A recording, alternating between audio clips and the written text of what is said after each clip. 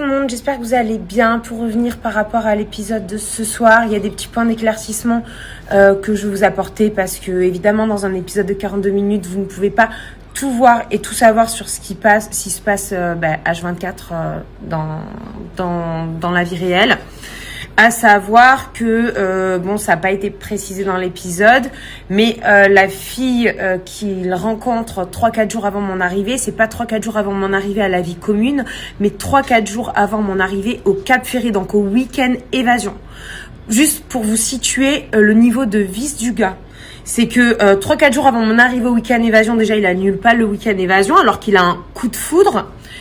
Il fait passer tout le week-end évasion, donc on comprend mieux pourquoi il est froid, il souffle chaud, il souffle froid.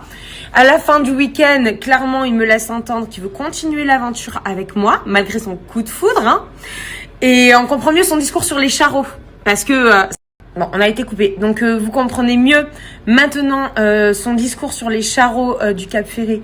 Ça fait sens, parce que il savait très bien qu'il voyait donc 2 filles à la fois, enfin 2 au minimum, hein, on va dire.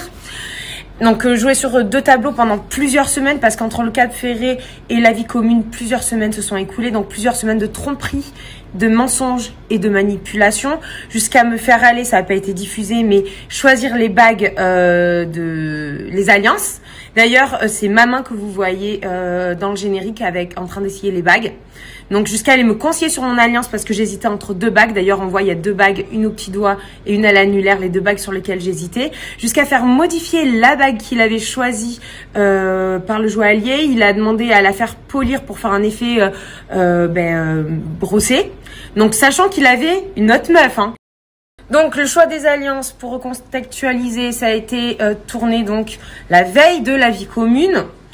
Et donc il avait largement le temps de cogiter et lorsque je l'ai appelé pour lui demander s'il souhaitait continuer l'aventure avec moi, que c'était mon choix final, que c'était the one and only, que j'avais du coup fait mon choix parmi tous mes prétendants, c'est lui quand même qui m'a dit oui, je veux continuer l'aventure avec toi, sachant qu'il en fréquentait une autre. Hein. Donc voilà, on remet bien les choses à leur place. À ce moment-là, c'est après l'annonce qu'on est allé choisir les alliances ensemble.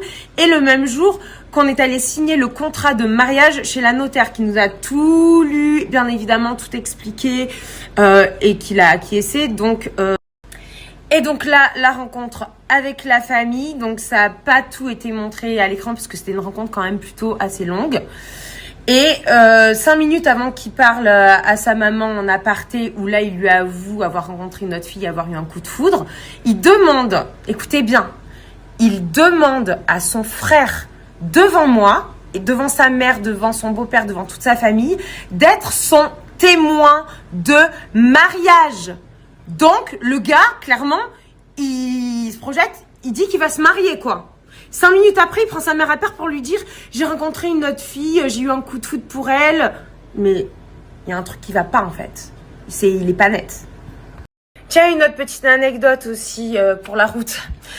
Au Cap Ferré, donc moi, c'est vraiment à l'opposé de chez moi. Hein. Il m'a fait traverser toute la France. C'était plus de 14 heures de train pour aller au Cap Ferré.